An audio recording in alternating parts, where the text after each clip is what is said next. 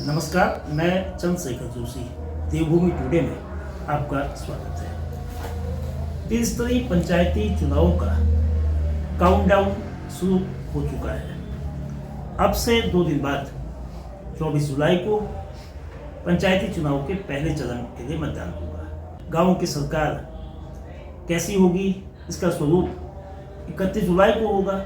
2 अक्टूबर 1959 को आज़ाद भारत में पहली बार राजस्थान के नागौर जिले से पंचायती व्यवस्था बेशक शुरू हुई, लेकिन उससे पहले अंग्रेजी दौर में यानी कि आज़ादी से पूर्व भी पंचायत व्यवस्था किसी न किसी रूप में रही है। उस वक्त किस तरह के चुनाव प्रचार का ढंग था, चुनाव के मुद्दे थे, चुनाव लड़ने वालों की किन स्थितियों में यानी कि चुनाव के लिए जो प्रत्याशी होते थे उनका क्या तौर तरीका होता था, लोगों से मतदाताओं से वोट करने के लिए कौन लोग उसमें वोट डालते थे, 1 सदी पूर्व की पंचायती व्यवस्था कैसी थी, उसको जानने के लिए इतिहास के जानकार देवेंद्र जो सामाजिक कार्यकर्ता भी हैं हमारे साथ हैं।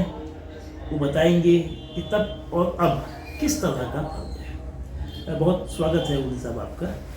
नमस्कार जोशी जी। पंचायत की व्यवस्था को लेकर सबसे पहले आज जिस तरह की चमक धमक है, जिस तरह का प्रचार है, जिस तरह का चुनावी माहौल है और जिस तरह के पंचायत प्रतिनिधियों के तेवर, पंचायत प्रतिनिधियों का स्वरूप लोगों को दिखता है, आज से यानी कि हम 1947 से पहले जो पंचायती सिस्टम होता था उसको लेकर आपने चूँकि इस पर काफ़ी गहनता से अध्ययन किया है, तो उसमें इसमें आपको क्या फर्क मोटे तौर में दिखता है? जो पंचायती राज व्यवस्था है ये 1993 के एक्ट के बाद की व्यवस्था है। उससे पहले हमारे यहाँ पंचायती राज प्रणाली शुरू हुई थी, जैसे आपने बताया 1969 से हुई थी। मेरे पास अभी मेरे हाथ में एक कागज़ है, ये 1925 का है, जब स्वराज कांग्रेस पार्टी में विभाजन हो गया था। कांग्रेस पार्टी ने चुनाव लड़ना अस्वीकार किया था, तो कांग्रेस पार्टी के एवज में मोतीलाल नेहरू की जो उसमें स्वराज पार्टी थी, उसने यहाँ पर पूरे देश में पंचायत हो या क्या कहते हैं म्यूनिसिपैलिटी के हों या असेंबली के हो, वो चुनाव स्वराज पार्टी ने लड़ा था। आज मेरे हाथ में एक ये उस समय का एक पत्र है। ये हमारे जो पिथौरागढ़ के 2 विधायक रहे हैं, दया किशन पांडे, उनके ये ताऊजी थे, और दूसरे कमल किशन पांडे हैं, उनके ये चचेरे दादाजी हुए। उनका ये पत्र है। हीरा वल्लभ पांडे जी है इनका नाम, ये उस समय के ढोली गांव के थे, एडवोकेट तो वकील साहब, ये लिखा है इसमें हीरा वल्लभ पांडे वकील ढोली गांव करके। तो इन्होंने लिखा है कि मैं स्वराज पार्टी से धुनाघाट, उस समय का जो यहाँ का जो डिस्ट्रिक्ट बोर्ड का एक 2 सीटें थी पूरे आज के चंपावत जिले में, एक थी धुनाघाट, दूसरा लोहाघाट के आसपास के नाम से थी, जहाँ पर उनका डांग बंगला होगा। तो 2 सीटें थी, उन 2 सीटों में से एक सीट पर ये चुनाव लड़ने के लिए प्रत्याशी बने हैं। उस समय का ये अपील का पत्र है। तो जो अब हम आज पोस्टर, बैनर, अपील ये देखते हैं, ये शुरुआती दौर से चल गया है। हम ये उस समय का पत्र है, स्वराज पार्टी की तरफ से ये जारी हुआ। मैं जिला बोर्ड की मेंबरी के लिए धुनाघाट से स्वराज दल की ओर से खड़ा हुआ हूँ, उसी की आज्ञा से कार्य करूँगा। मैंने सुना है कि ठाकुर दान सिंह मेंबरी के लिए खड़े नहीं होंगे, और पिछले बोर्ड की शिथिलता को देख करके मैंने स्वीकृति दे दी। अब मालूम हुआ कि ठाकुर साहब भी मेरे साथ यहाँ मेरे खिलाफ खड़े होने वाले हैं। मैंने चाहा कि हम दोनों के बीच मुठभेड़ ना हो, पर मैं इसमें सफल नहीं हो सका। मुझे मालूम नहीं है कि ठाकुर साहब कौन सा ऐसा कार्य करेंगे कि जो बोर्ड में जाना चाहते हैं, जिसके लिए आपको कोशिश करने का मौका पिछली मेंबरी में नहीं मिला। खैर, मैं अपना उद्देश्य बतला चुका हूँ। आपको अपना धर्म निभाना है, और 13 और 14 अक्टूबर के दिन पाल बिलोन, उसमें पट्टियों के नाम है ये, पाल बिलोन, 80, फड़का, सिट्टी, गंगोल, चालसी, तल्लीरो के वोटरों को अपने अपने आसामियान मित्रों के हर एक हिस्सेदार, खाईकार को वोट देने के लिए धुनाघाट आकर के मुझे वोट देनी है, विनीत हीरावल्लभ पांडे, वकील ढोलीगांव। तो ये उसमें वोट देने का जो अधिकार था वो गिने चुने लोगों को था, जो राजस्व देते थे एक, जिनके पास जमीन की हिस्सेदारी थी दो, और जो अच्छे बिजनेस में कुछ मतलब जिनका व्यापार था, इन लोगों को मत देने का अधिकार था, गिने चुने लोगों को वोट देने का अधिकार था। तो उस हिसाब से इन्होंने ये अपील की है। तो अब चूंकि हम 2025 में हैं, जुलाई का महीना है, ये 5 सितंबर 1925 का है, तकरीबन 100 साल पूरे हो जाएंगे अगले 2 महीने में।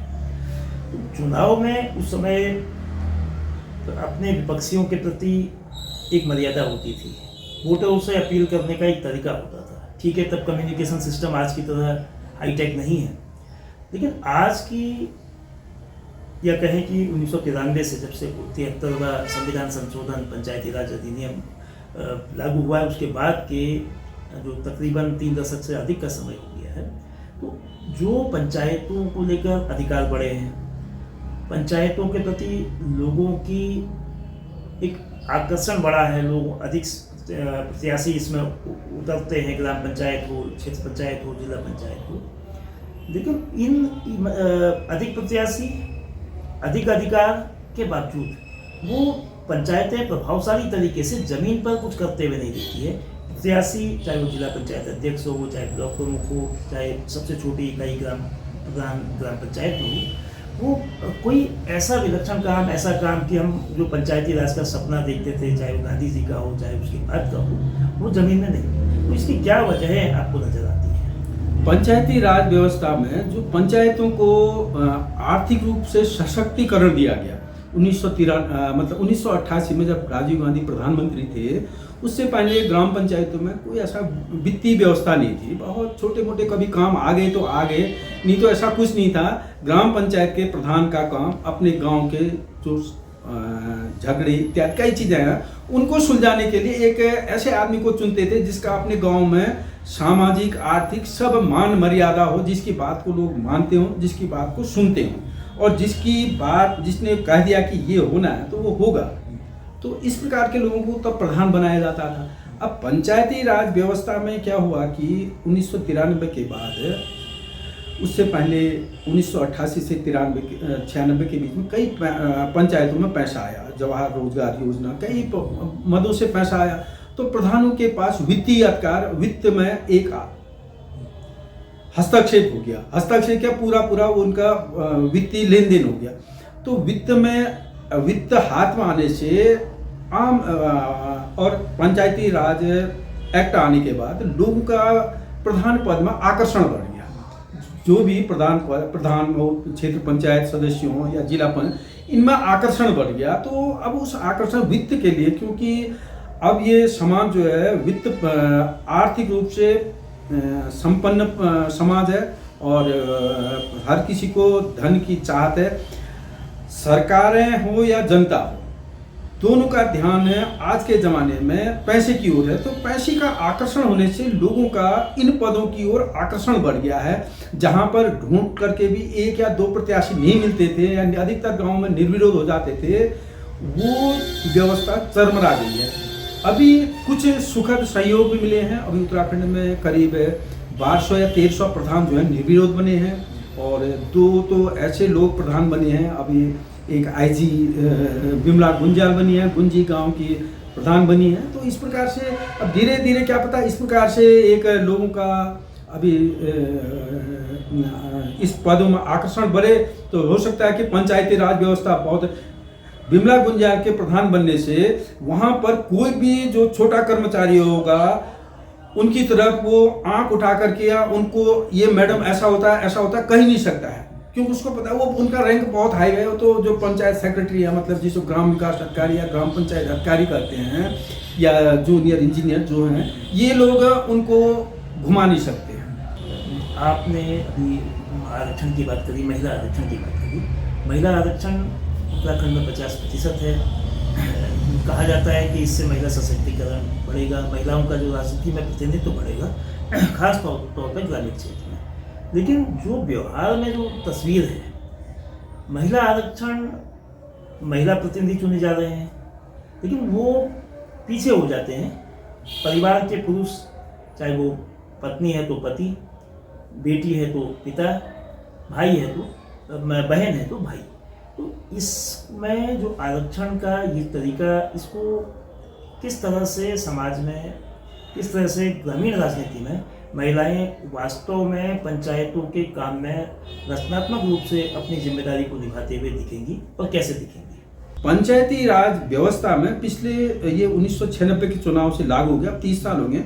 30 सालों में यहाँ पर जो पंचायतों में महिलाएं हैं, ये कहीं इनका एक विशेष नेतृत्व के रूप में ये विकसित नहीं हो पाई। ये बड़ी समस्या की बात है। मतलब हमारे जिले में जिला अध्यक्ष महिलाएं भी बन गई हैं, ब्लॉक प्रमुख भी महिलाएं बन गई हैं, लेकिन वो उस तरीके से अपने को विकसित नहीं कर पाई जिस तरीके से एक अगर कोई जिलाधिकारी बनती है महिला, वो अपने को डेवलप करते हैं, उस तरीके से वो पंचायत प्रतिनिधि अपने को डेवलप नहीं कर पा रही। हालांकि वो सब पढ़ी लिखी हैं, ऐसा नहीं है कि वो कम पढ़ी लिखी है, पढ़ी लिखी अच्छी हैं, लेकिन वो उस तरीके से अपने को विकसित नहीं कर पाई कि जिस तरीके से उनको पंचायतों को, क्योंकि उनको अपना डिसीजन लेने का या निर्णय लेने की क्षमता लोकतांत्रिक व्यवस्था में कई लोगों से पूछ करके, लेकिन वो अपने परिवारवाद में वो ढल जाते हैं, क्योंकि हमारा वो आनुवंशिक गुण है। इसलिए उसमें बहुत अध्ययन करना पड़ेगा भारत सरकार को, प्रांतीय सरकारों को, कई उसमें कि भाई ये व्यवस्था को हम महिलाओं को वास्तव में निर्णयकर्ता कैसे बने, इस पर बड़ा अध्ययन करना पड़ेगा अभी जोशी जी। पंचायतों के चुनाव में जैसे पहले कहते हैं कि राजनीति में कोई भी चुनाव हो, लोकसभा का हो चाहे विधानसभा का है, पानी की तरह पैसे को बहाया जाता है, लेकिन पंचायतों के चुनाव में भी ये ट्रेंड तेजी से उभर रहा है। तो ऐसे में जब खर्च की अधिकतम सीमा तय है, उसके बावजूद उससे कई गुना ज़्यादा है, क्योंकि बहुत ज़्यादा पैसा सामान्य चुनाव में ग्राम पंचायत सदस्य से लेकर जिला पंचायत सदस्य तक में खर्च होता है, और उसके बाद प्रमुख बनने हो या जिला पंचायत अध्यक्ष बनना हो, उसमें काफ़ी बड़ी ऐसा माना जाता है कि खरीद फरोख्त होती है, धन बल और बाहुबल का उपयोग होता है। तो इसको कैसे मिनिमाइज किया जा सकता है? क्या इसका विकल्प ये भी हो सकता है कि जिला पंचायत अध्यक्ष और ब्लॉक प्रमुख का चुनाव ठीक वैसे ही हो जैसे ग्राम प्रधान का होता है, भले ही इसमें पंचायती एक्ट की जो विधिक रूप से उसमें कुछ अड़चनें आती हैं, तो समाधान क्या हो सकता है कि लोग सीधे अपने प्रतिनिधियों को चुने, खरीद फरोख्त कम हो, पैसे का जो प्रवाह है वो कम आए। पंचायतों के पास वित्तीय अधिकार अधिक होने से ये जो ग्राम पंचायतों में या क्षेत्र पंचायत जिला वोटरों को रिझाने के लिए हर आदमी, हर प्रत्याशी ये चाह रहा है कि मैं जीत जाऊं। तो मैं जीत जाऊं का मतलब होता है कि मैं कैसे भी जीत सकता हूं। वो कैसे में आजकल ये है कि पैसा, कैसे में केवल एक ही चीज़ होती है, पैसे के बलबूते में लोग जीतना पसंद कर रहे हैं आजकल। और ये पूरे उत्तराखंड में देखा जा रहा है कि पंचायती चुनाव में सबसे अधिक धनबल का प्रयोग हो रहा है। 1996 में कम हुआ, 2003 जब से उत्तराखंड बना है ये धनबल का अधिक प्रयोग हो गया। कहीं पर कोई प्रेक्षक नहीं होता है, कहीं पंचायतों में भाई कितनी शराबें बिक रही हैं, अवैध रूप से आ रही है कि वैध रूप से आ रही है, कि उस महीने की शराब की बिक्री कितनी बढ़ रही है, ये कहीं नहीं देखा जा रहा है। और मैं जोशी जी, आपने एक बहुत अच्छा प्रश्न कहा कि इसमें क्या हो सकता है करके, मेरे मन में एक पंचायती राज में ये अप्रत्यक्ष चुनाव है, जिला पंचायत के अध्यक्ष का और क्षेत्र पंचायत के अध्यक्ष का चुनाव। प्रत्यक्ष चुनाव नहीं, अप्रत्यक्ष है। ये पंचायती राज एक्ट 73वें संविधान संशोधन में, तो इसको अप्रत्यक्ष ही रखने पर भी, लेकिन इनमें सदस्यों की संख्या बढ़ानी चाहिए। जैसे ग्राम पंचायत के सदस्य जो चुन करके आते हैं, ग्राम प्रधान, जैसे पहले प्रधान लोग वोट देते थे, ग्राम पंचायत के सदस्य, ग्राम प्रधान, क्षेत्र पंचायत के सदस्य, इतने लोगों को मिलकर के और जिला पंचायत के सदस्य सब प्रमुख के उसमें वोट दें तो वहाँ पर वोटरों की संख्या बढ़ जाएगी। जैसे हमारा पार्टी ब्लॉक है, तो पार्टी ब्लॉक में वोटरों की संख्या जो है 500 से ऊपर हो जाएगी, 500 या 1000 के आसपास चले जाएगी। अब 1000 वोटरों को खरीदना कठिन हो जाएगा। अब 40 और 100 वोट तो खरीदा, 1000-1500 वोट खरीदना कठिन हो जाता है। ऐसे जिला पंचायत में हमारी चंपा जिला पंचायत के लिए कम से कम 3-4 हज़ार वोटर हो जाएंगे। उतने वोटरों को मैनेज करना कठिन हो गया। अब सरकार को इसमें सोचना चाहिए, क्या जो पंचायती राज व्यवस्था है उसमें यह है कि राज्य अपना पंचायती राज एक्ट बनाएगा उसके ही अकॉर्डिंग। तो यहाँ पर अप्रत्यक्ष के लिए वो ग्राम पंचायत के सदस्यों को क्षेत्र पंचायत के सदस्यों को, ग्राम प्रधानों को, इन सबको जिला पंचायत के अध्यक्ष के चुनाव में वोट के रूप में उनको अलाउ करेगा या उनको सदस्य वोटर के रूप में उनको मान्यता देगा, तो एक पंचायती राज एक्ट 73 का भी पालन हो जाएगा और वोटरों की संख्या भी बढ़ जाएगी और इस प्रकार से खरीद फरोख्ती भी कम हो जाएगी, मेरा ऐसा मानना है। आखिरी सवाल, नगर निकाय के चुनाव हों, विधानसभा के हों या लोकसभा के हों, मतदाताओं को चुनने का भी और प्रत्याशियों को नकारने का भी अधिकार है, नोटा है। लेकिन केवल यही चुनाव हैं जो पंचायतों के चुनाव हैं, जो ग्राम स्तर के हैं, इसमें नोटा अवेलेबल नहीं है। अभी इस जनवरी 2025 में प्रदेश भर में नगर निकायों के चुनाव हुए, उसमें भी लोगों ने बहुत बड़ी संख्या में नोटा का उपयोग किया। पंचायतों में नोटा को न रखने की एक विकल्प के तौर पर मतदाताओं को क्यों नहीं दिया गया है? इसको देने से क्या बदलाव हो सकता है और ये ग्रामीण राजनीति में किस तरह का प्रभाव छोड़ सकता है? नहीं, नोटा का अगर देखो, ये जो विधेयक है ये उत्तर प्रदेश की उत्तराखंड की विधानसभा को बनाना है कि वो इसमें कौन कौन से नियम लाए, कैसे लाए करके ये विधानसभा को तय करना है। अगर इसमें वो नोटा लाती है तो नोटा लाने पर एक जबरदस्त परिवर्तन होगा। मुझे ऐसा लगता है कि कई जो कैंडिडेट जो है 2 वोट, 4 वोट, 5 वोट से जीत रहे हैं, कई कैंडिडेट वो हार जाएंगे। नज़दीकी जो चुनाव होते हैं जहाँ पर 25-20 वोटों का हार जीत का आंकड़ा रहता है, अधिकतर चुनाव पंचायत प्रधानों में तो लगभग इतने ही वोटों से हारते हैं, तो इसका बहुत जबरदस्त प्रभाव पड़ेगा पंचायती राज व्यवस्था में और जो हमारी जो एक नई प्रणाली भी विकसित हो सकती है। हो सकता है कि कई बार कुछ कारणों से जो एक योग्य कैंडिडेट होता है, तो हो सकता है कि वो मतलब कुछ नया करे, तो 2-4 वोटों से या अपनी कुछ मतलब उससे वो हार जाता हो, तो हो सकता है नोटा के चक्कर में योग्य प्रत्याशी भी आ सकते हैं।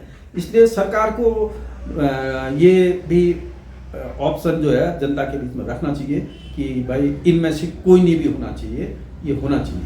पंचायत के चुनाव बेशक गाँव की स्तर के हैं, लेकिन इसका राजनीति में है, राजनीति की ऊंचाई में जाने में बहुत अहम योगदान है। चंपावत जिले की ही बात करें तो लोहाघाट विधानसभा क्षेत्र से अब तक जितने भी विधायक बने हैं वो सभी जिला पंचायत के प्रतिनिधि रहे।